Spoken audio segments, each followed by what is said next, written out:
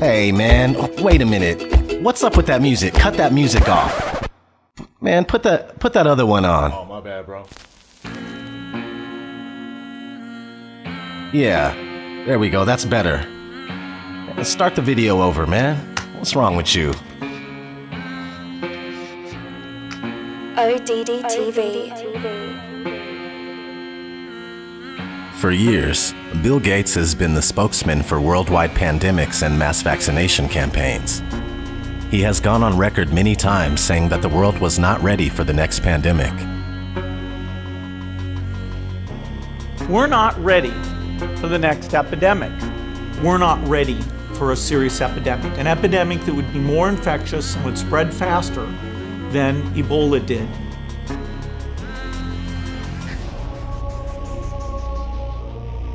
In October 2019, just a couple months before the arrival of COVID-19, the Bill and Melinda Gates Foundation, in cooperation with the Johns Hopkins Center for Health Security and the World Economic Forum, hosted Event 201, a 3.5-hour tabletop exercise that simulated a series of dramatic scenarios relating to a hypothetical pandemic.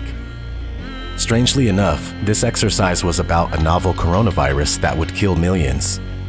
Nearly 8 weeks after the simulation, an outbreak of a novel coronavirus turned into a reality in China. At least, that's what we're told. This led some media outlets to putting out stories about how the exercise actually predicted the spread of COVID-19. In response to these stories, an official statement was published on the Event 201 website. In October 2019, the Johns Hopkins Center for Health Security hosted a pandemic tabletop exercise called Event 201 with partners the World Economic Forum and the Bill and Melinda Gates Foundation. Recently, the Center for Health Security has received questions about whether that pandemic exercise predicted the current novel coronavirus outbreak in China. To be clear, the Center for Health Security and partners did not make a prediction during our tabletop exercise. For the scenario, we modeled a fictional coronavirus pandemic, but we explicitly stated that it was not a prediction. Instead, the exercise served to highlight preparedness and response challenges that would likely arise in a very severe pandemic. We are not now predicting that the novel coronavirus 2019 outbreak will kill 65 million people.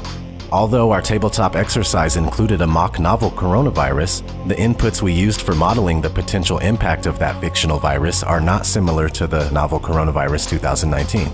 On March 13th, about a day after the world began locking down due to the virus, Bill Gates stepped down from the public board of Microsoft to dedicate more time to the philanthropic properties including global health and development, education, and my increasing engagement in tackling climate change.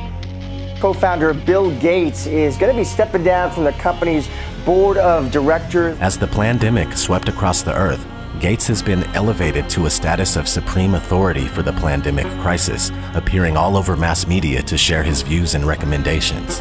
On March 18th, Bill Gates took part in an AMA, Ask Me Anything, on Reddit titled, "I'm Bill Gates, co-chair of the Bill and Melinda Gates Foundation. Ask me anything about COVID-19. One question in particular produced an answer by Bill Gates that revealed a plan for a digital certificate to keep track of who got vaccinated. A Reddit user named Remote Controlled User asked this question: what changes are we going to have to make to how businesses operate to maintain our economy while providing social distancing? Bill Gates' answer? The question of which businesses should keep going is tricky. Certainly food supply and the health system. We still need water, electricity, and the internet. Supply chains for critical things need to be maintained. Countries are still figuring out what to keep running.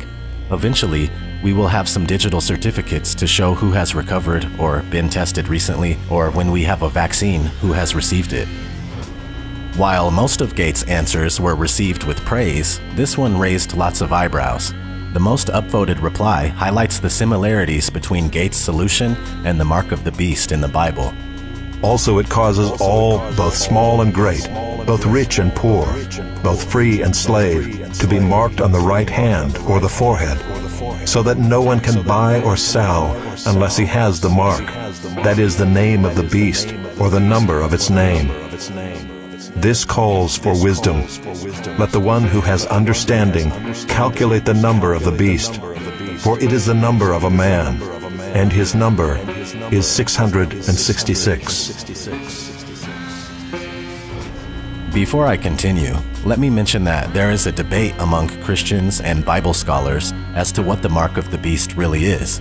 Some believe it's technology such as a microchip that will grant you an identity within the beast system, allowing you to participate in basic societal functions like the right to buy and sell goods.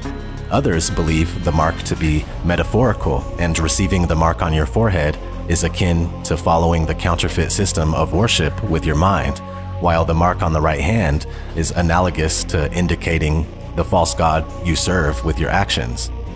Okay, so this idea of a digital certificate to store medical information, including vaccines received, is currently in the works as part of a massive project called ID2020, which is backed by the United Nations, the Rockefeller Foundation, and Microsoft. ID2020 is developing a digital identification system that will store a wealth of personal information and will transcend the barriers of national governments. The official website of ID2020 states that a global digital identity is necessary to keep track of refugees and ID-less people in developing countries. Of course, people in developed countries will be ID'd as well. The website states, "We need to get digital ID right. Unfortunately, current models of digital ID do not meet everyone's needs. They are generally archaic, insecure, lacking adequate privacy protection, and for over 1 billion people worldwide, unavailable. Everyone should have access to a digital ID that enables them to prove who they are across institutional and international borders and across time, while giving them control over how their personal information is collected, used, and shared." In an article published by ID2020 in 2018, vaccines are the perfect way to introduce digital identity to the world, especially infants. Appropriately titled, "Immunization an Entry Point for Digital Identity," the article states, "Because immunization is conducted in infancy, providing children with a digital child health card could give them a unique portable digital identity early in life. And as children grow, their digital child health card can be used to access secondary services such as primary school or ease the process of obtaining alternative credentials. Effectively, the child health card becomes the first step in establishing a legal, broadly recognized identity." In order to enable digital identity at scale, we need to identify and leverage many entry points. Immunization service delivery presents a tremendous opportunity to provide children with a durable, portable, and secure digital identity early in life, enabling access to a wider range of social services while also improving access to the health interventions all children need and deserve. We're proud to partner with Gavi and excited to see the innovations proposed as part of the Infuse Challenge. To all innovators, the deadline to apply for the program is April 10th, so please get those applications in. Infuse. It doesn't get any better than that. What's the definition of infuse? Number 4 here says, to administer or inject.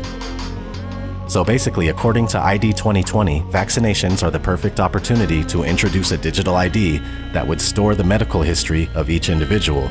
This identity would also be used to grant access to basic rights and services. Another form of embedded vaccine identification that Bill Gates has been funding research on is the quantum dot tattoo. In December 2019, a group of researchers at MIT published a study in Science Translational Medicine about the use of quantum dot tattoos to identify people who received a vaccine. An article in Futurism titled, "An Invisible Quantum Dot Tattoo Could Be Used to ID Vaccinated Kids," reviewed this study. For the people overseeing nationwide vaccination initiatives in developing countries, keeping track of who had which vaccinations and when can be a tough task, but researchers from MIT might have a solution. They've created an ink that can be safely embedded in the skin alongside the vaccine itself, and it's only visible using a special smartphone camera app and filter. In other words, they've found a covert way to embed the record of a vaccination directly in the patient's skin rather than documenting it electronically or on paper, and their low-risk tracking system could greatly simplify the process of maintaining accurate vaccine records, especially on a larger scale. The invisible tattoo accompanying the vaccine is a pattern made up of minuscule quantum dots, tiny semiconducting crystals that reflect light, that glow under infrared light. The pattern and vaccine gets delivered into the skin using high-tech dissolvable microneedles made of a mixture of polymers and sugar. It's possible someday that this invisible approach could create new possibilities for data storage, biosensing, and vaccine applications that could improve how medical care is provided, particularly in the developing world. Everything happening at the moment seems to be multifaceted, facilitating the advancement of many different agendas, namely the deliberate crashing of the economy and the expansion of power for the psychopathic elite. According to this article, former UK Prime Minister and key Bilderberg meeting attendee, Gordon Brown has called on the world leaders to form a temporary global government in response to the coronavirus pandemic. So obviously there's a push for a one world order. Nothing new there. But check this out. Earlier I briefly mentioned how the Rockefeller Foundation is a financial backer of Project ID2020. The Rockefeller Foundation published a report called Scenarios for the Future of Technology and International Development. It's a scenario planning exercise that goes over hypothetical crisis situations, and one of them is a global pandemic. One of the 4 narratives in the book is titled Lockstep, subtitled A World of Tighter Top-Down Government Control and More Authoritarian Leadership with Limited Innovation and Growing Citizen Pushback. I'm going to read some of this, but keep in mind that this was published in 2010, so obviously it was written in the same year or even earlier. But it starts off, in 2012, the pandemic that the world had been anticipating for years finally hit. Unlike 2009's H1N1, this new influenza strain originating from wild geese was extremely virulent and deadly. Even the most pandemic-prepared nations were quickly overwhelmed when the virus streaked around the world, infecting nearly 20% of the global population and killing 8 million in just 7 months. The majority of them healthy young adults. The pandemic also had a deadly effect on economies. International mobility of both people and goods screeched to a halt, debilitating industries like tourism and breaking global supply chains. Even locally, normally bustling shops and office buildings sat empty for months, devoid of both employees and customers. The pandemic blanketed the planet. Though disproportionate numbers died in Africa, Southeast Asia, and Central America, where the virus spread like wildfire in the absence of official containment protocols. But even in developed countries, containment was a challenge. The United States' initial policy of strongly discouraging citizens from flying proved deadly in its leniency, accelerating the spread of the virus, not just within the US, but across borders. However, a few countries did fare better. China in particular. The Chinese government's quick imposition and enforcement of mandatory quarantine for all citizens, as well as its instant and near-hermetic sealing off of all borders, saved millions of lives, stopping the spread of the virus far earlier than in other countries and enabling a swifter post-pandemic recovery. China's government was not the only one that took extreme measures to protect its citizens from risk and exposure. During the pandemic, national leaders around the world flexed their authority and imposed airtight rules and restrictions, from the mandatory wearing of face masks to body temperature checks at the entries to communal spaces like train stations and supermarkets. Even after the pandemic faded, this more authoritarian control and oversight of citizens and their activities stuck and even intensified. In order to protect themselves from the spread of increasingly global problems, from pandemics and transnational terrorism to environmental crises and rising poverty, leaders around the world took a firmer grip on power. Okay, I'll stop there. You get the point, I'm sure. This is near perfect in describing what's taking place right now. I'll link this PDF in the description for you guys. Another interesting book I found is called Microelectronics and Society, For Better or For Worse, a report to the Club of Rome. And this was published in 1982. It basically records the evolution of computer technology and has some very interesting things about the coming state of a cashless society. Let's read a couple parts. The concentration of activities around the computer will tend to immobilize the family, just as the TV does in many instances today, but much more so. This picture is the vision of the wired society, the cashless society, but not, we must hope, the alienated society, in which voting in elections and collective decision-making possibilities are available from the armchair at home, but not used. I thought that was wild to read from a book that was published in 1982. Also, there's this. The unique characteristics of these systems make the application of existing consumer protection laws unclear, leaving the rights and liabilities of users undefined. Regulation E, Electronic Funds Transfer, 1980, of the Board of Governors of the Federal Reserve System, from which the above was quoted, was designed to react to that concern. With the advent of videotex terminals in the home and the generalization of such systems, the terms relating to transactions need to be explicit. The move to the cashless society seems inevitable, given the technological push provided by microelectronics and the significant cost advantages associated with the transfer of funds electronically. The Club of Rome is a powerful collection of international elites who claim to serve humanity as a premier environmental think tank and consultants to the United Nations. Here's a quote from a book written by the club's co-founder.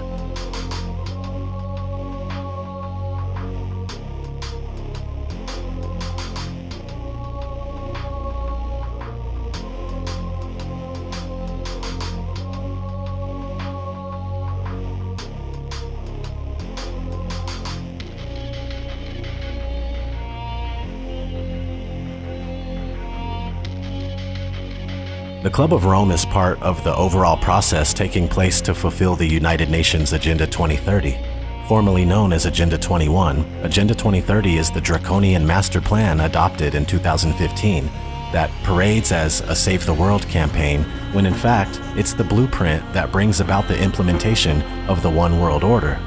If you look at this chart that I made here, you can see the goals as given by the United Nations and what the goals actually mean on the bottom. A few of these goals are definitely already accomplished, and it's just a matter of time before the rest are completed. I mean, we only have 10 years until 2030. They have the megacities mapped already on a website called America2050.org, along with the Trans-American Passenger Network to travel to and from these megacities. The cities are going to be laced with smart meters, smart poles, 5G, and whatever comes after, 6G, 7G, 8G. People are going to be tracked from the cradle to the grave with microchip implants that digitally store everything there is to know about them, including their finances and their ability to make transactions. That's why I tend to think that the microchip might be the mark of the beast. It says no one can buy or sell unless they have the mark. People all over the world are doing experimental microchipping. Not to mention what's happening now with ID2020. We're also moving towards a cashless society with every day that passes.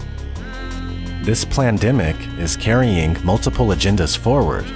The push for centralized control of information, which is censorship and narrative control. The cashless agenda forming out of the economic crash taking place right now and the fear of passing germs through the use of physical money. Martial law quarantines. Mandatory vaccination. And digital identification via microchipping. This situation is the biggest show of force and seizure of power that anyone alive today has ever seen in their lifetime. This is very serious. Life is not going back to normal ever again.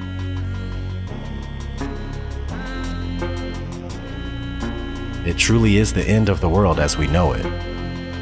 We need to take a stand. Refuse forced vaccines. Destroy 5G technology any chance we get, and don't let them fill you up with fear. From what I gather, they lose in the end anyway. You know, I really hope that's true. And this life is only temporary, so don't be scared. Be strong and stand up for yourselves. I know one thing for sure, I'll die or be thrown in a FEMA camp, or worse, before going along with what they're doing right now. Maybe you should consider doing the same thing. This has been ODD. Never sleep again, my friends. Take care.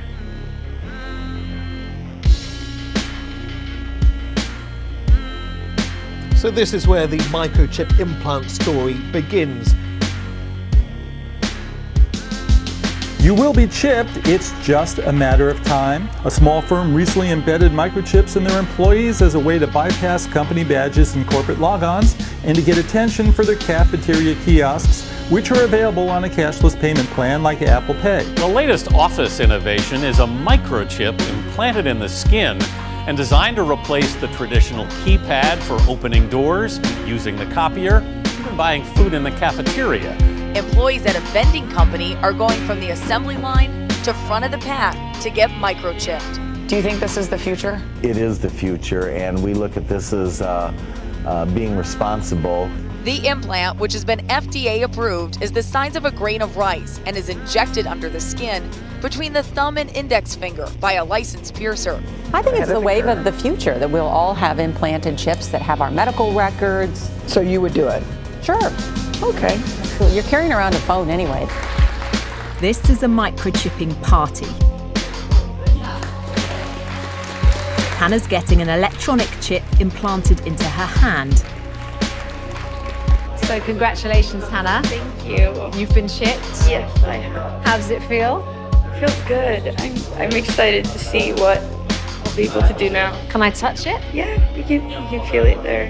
I feel like this is the future. It's the next big thing that's gonna happen. A tiny microchip like this inserted just beneath the skin in their hands.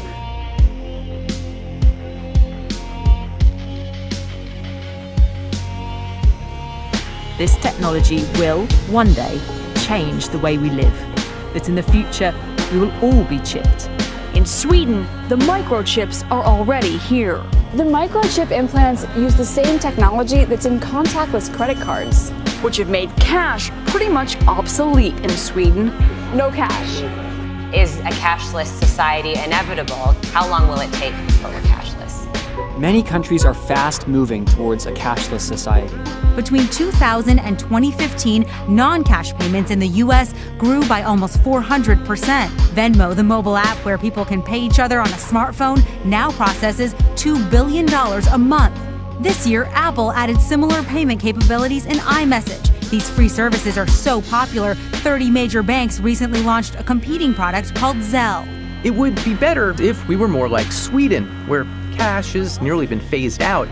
And the U.S. will get there too in another 5 or 10 years. There's no question that cash, is in its last era. China's cashless revolution has happened in just 3 years. In order to avoid the risk of transmission through physical handling of money, we encourage the use of cashless transactions, such as mobile money, M-Pesa and otherwise, and credit cards. Well, health experts say the coronavirus can live on surfaces like cash for up to 10 days.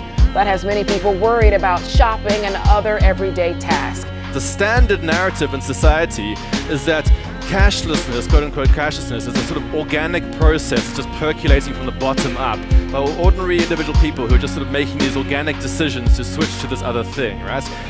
Now this is pure, if you want to, like this is a pure, to put it crudely, capitalist ideology, corporate capitalist ideology, where essentially you always want to focus attention on the small person in society, quote unquote, the consumer.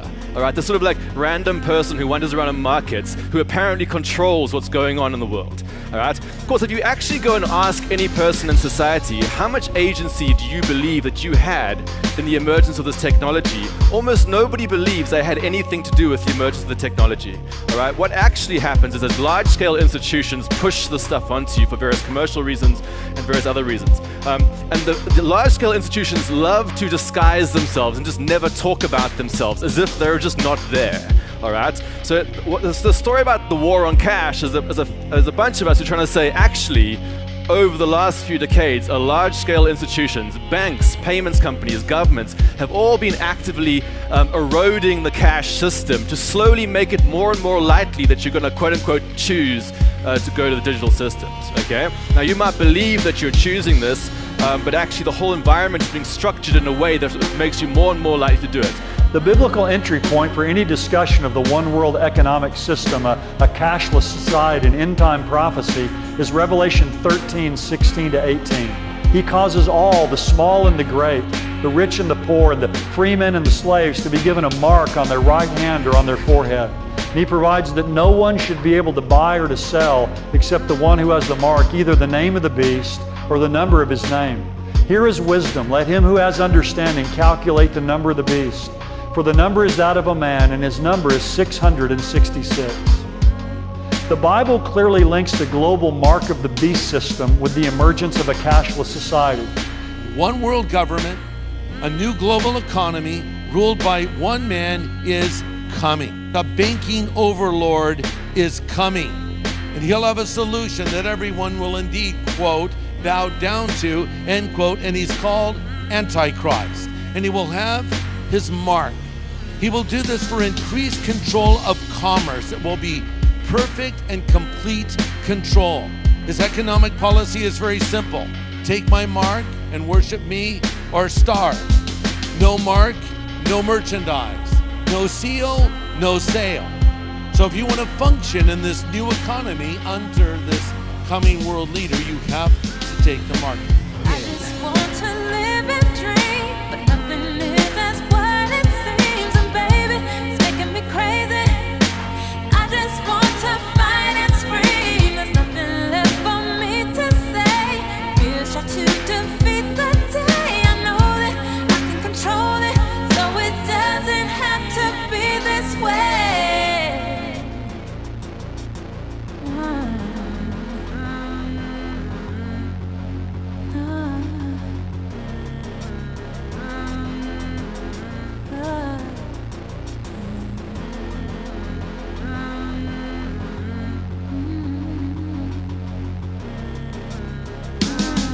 I refuse to just go quietly into the night. There's forces of darkness at work and they're restricting the light.